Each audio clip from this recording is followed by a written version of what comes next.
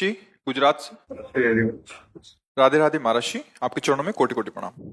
गुरुदेव, जाने अनजाने में दोष दर्शन हो जाए तो उसका प्रायश्चित कैसे करना चाहिए? दोष दर्शन हो जाना कोई खास बात नहीं है। दर्शन करके उसका वर्णन करना और उसकी क्रियात्मक घृणा, नफरत, ऐसा चुगली, निंदा, ये दोष दर्शन होना एक वृत्ति है।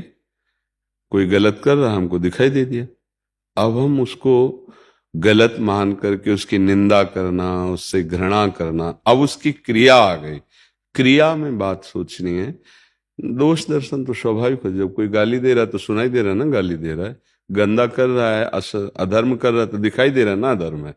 उसमें वृत्ति आ जाना तो स्वाभाविक है, पर फिर आगे का जो कार्य है उसको हम संभालें, हम किसी की निंदा न करें, तो फिर धीरे धीरे हमारा दोष दर्शन का विभाव मिट जाएगा। दोष दर्शन को कहते हैं छिद्रान्वेषण, दूसरों के प्रति दोष की वृत्ति ढूंढना, क्या कमी है क्या। तो हमें लगता है ये काम हम अपने अंदर करें, अपने अंदर के दोषों को ढूंढ ढूंढ कर निकाले तो हमारा बढ़िया काम बन जाएगा।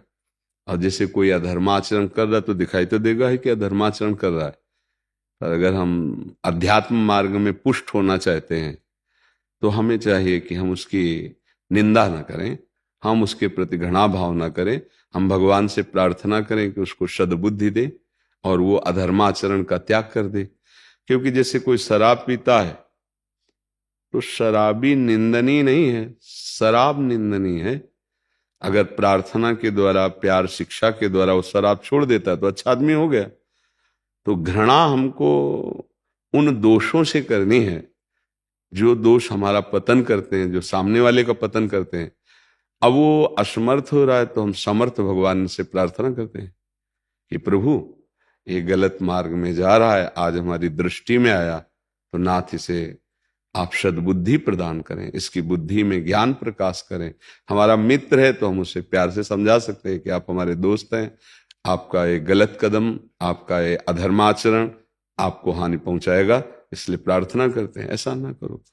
जो रोका गया है वो घृणा बुद्धि के लिए रोका गया है, ये तो नहीं नहीं, उसमें भी भगवान विराजमान है। जिसे आज तुम घृणा बुद्धि से देख, कल वो बहुत बड़ा महात्मा बन सकता है।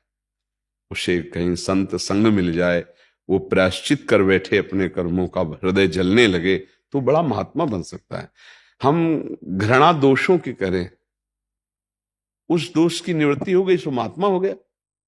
दोष किसी के अंदर स्थायी थोड़ी है, इनकी सत्ता थोड़ी दोषों की, सत्ता तो श्री भगवान की है, सत्ता तो सत्य की है। ना सतो विद्यते भाव, ना भाव विद्यते सता।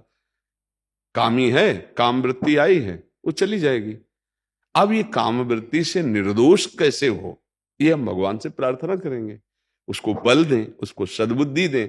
ना कि उसकी निंदा करने से, अवहेलना करने से, घृणा करने से ना उसका मंगल होगा ना हमारा मंगल होगा।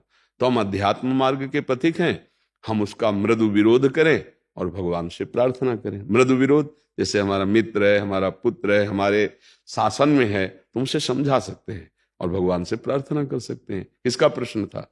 दोष दृष्टि होना कोई खास बात नहीं, दोष दृष्टि के बाद की जो क्रियाएं वो ना हो, वो हमारी मंगलमय।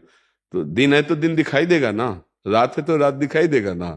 तो अधर्म कर रहा हमें दिखाई देगा ना कि अधर्म कर रहा है, तो दृष्टि तो होगी, पर हम उसके जो परिणाम हैं वो हम ना माने, निंदा न करें, घृणा न करें, नफरत न करें। क्यों? वो अधर्म करता है, उसे घृणा नफरत ना, वही तुम में आ जाएगा, क्योंकि तुम्हारा गाढ़ चिंतन सत्यत्व भाव से होगा। ये दुष्ट है तो दुष्टता तुम में आ जाएगी, ये नीच है तो नीचता तुम में आ जाएगी। ये बिल्कुल सृष्टि का क्रम है। किसी का जोर से दोष देखकर उस पर घृणा कर लो, वही दोष आप में जागृत हो जाएगा। और सही पूछो तो यदि वो दोष आप में ना हो तो दोष दिखाई ही नहीं देगा बाहर। जब गोस्वामी जी के दृष्टि में राम जी आ गए तो उन्हें जड़ चेतन जग जीव जत सकल राम में जान, उन्हें भगवान दिखाई दे रहे हैं, उनको कहीं कोई दुष्ट थोड़ी दिखाई दे रहा है, वो तो सबकी चरण वंदना करते हैं। तो हम भगवान नाम जप करें और स्वयं अपने हृदय के दोषों को जितना जानते हैं ढूंढ ढूंढ कर उनका त्याग करें।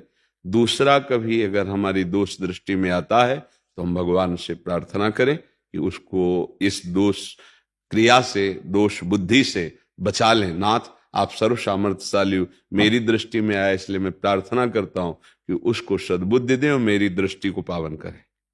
कोई दोष इसमें नहीं। गुरुदेव श्री, चिंतन जैसे अभी कि दोष दर्शन हो गए, उसके बाद उसी चीज का चिंतन चलता, ऐसा लगता है कि गलती हो गई मुझसे बहुत बड़ी। हाँ, तो चिंतन तो ना चले इसीलिए हम कहते हैं राधा राधा जपो ना, मन हटा के वहां लगा दिया। अच्छा, अब जैसे कोई गलत कर रहा है, चिंतन कर रहा है, अब उस समय उसकी बुद्धि माया से ग्रसित है। 3 गुण है माया के, सतोगुण, रजोगुण, तमोगुण। तीनों गुणों का अपना अपना प्रभाव है। अब वो साधक तो है नहीं, वो बेचारा 3 गुणों के प्रवाह में बहता चला जा रहा है। कहीं तमोगुण से हिंसा, क्रोध, नाना प्रकार के प्रमादी स्थितियों वाले कार्य, कहीं रजोगुण से भोग वासनाओं वाले सब क्रियाएं हो रही, कहीं सतोगुण से कोई भजन साधन, दया, धर्म, पुण्य, दान आदि कर्म, 3 गुणों से मायाकृत कर्म हो रहे हैं।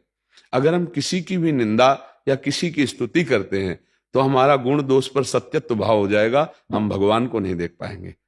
और परमार्थ है सब में भगवान का दर्शन करना, सब में परमात्म तत्व का दर्शन करना। इसलिए कहा गया गुण दोष पर दृष्टि रहेगी तो प्रभु पर नहीं रहेगी, प्रभु पर दृष्टि रहेगी तो गुण दोष पे नहीं रहेगी। तो आपको देखना है कि पर्दे पे ये जो शुभ अशुभ क्रियाएं दिखाई दे रही शरीर पे, ये तो त्रिगुण माया का खेल है, लेकिन अंदर हृदय में बैठे जो श्री भगवान है, हमको उनको देखना है। निर्दोष ब्रह्म सबके अंदर विराजमान है। ये मायाकृत कर्म कभी शुभ कभी अशुभ, कभी पापाचरण कभी पुण्याचरण यहां सृष्टि में दिखाई देंगे।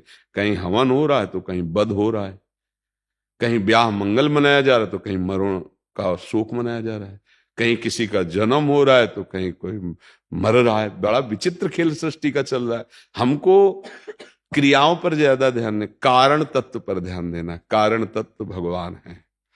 जब सृष्टि नहीं थी तब भगवान, जब सृष्टि बनी तो श्री भगवान, जब सृष्टि नहीं रहेगी तो श्री भगवान।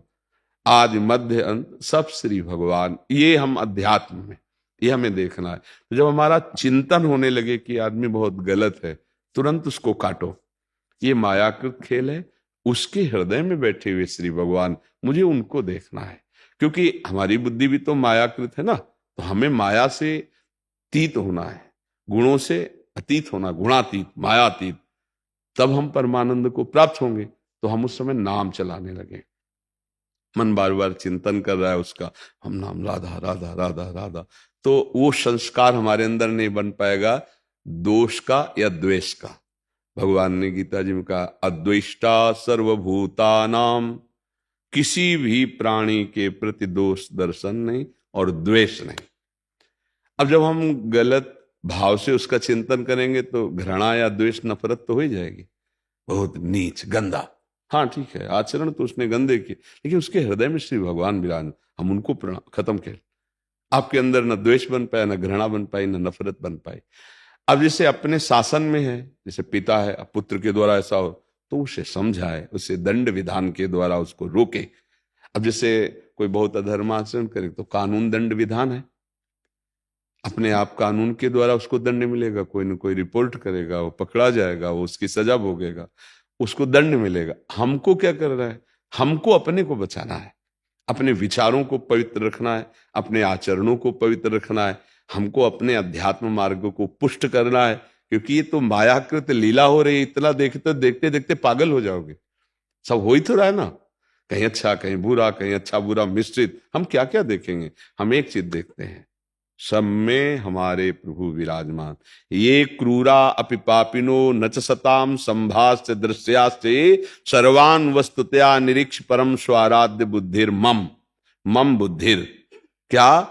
सब में मेरे आराध्य देव राधा वल्लभ लाल विराजमान हैं। किनमें? जो क्रूर हैं, पापी हैं, दुष्ट हैं, नीच हैं, दर्शन और संभाषण के योग्य भी नहीं, उनके हृदय में भी मेरे राधा वल्लभ लाल विराजमान है। ये हमारी साधना है, ये हमारी उपासना है। हमें ऐसे देखना है, बच जाएंगे हम किसी की निंदा स्तुति से बच। पर निंदा के किएते आवत नहीं कछु हाथ, मूर्ख पर्वत पाप को ले चल अपने साथ। जब हम दूसरे की निंदा करते हैं तो उसके पाप अपने सर पर ले लेते हैं, ना उसका भला कर पाते हैं, ना अपना भला कर पाते हैं। जब हम निंदा ना करके भगवान से प्रार्थना करेंगे या उसको समझाएंगे तो उसका भी मंगल हो सकता है और हमारा तो मंगल हो ही जाएगा। हम जब दूसरों का मंगल मनाते हैं तो पहले हमारा मंगल होता है, जब हम दूसरों का बुरा मनाते हैं तो पहले बुरा हमारा होता है। ये सृष्टि का विधान है जी।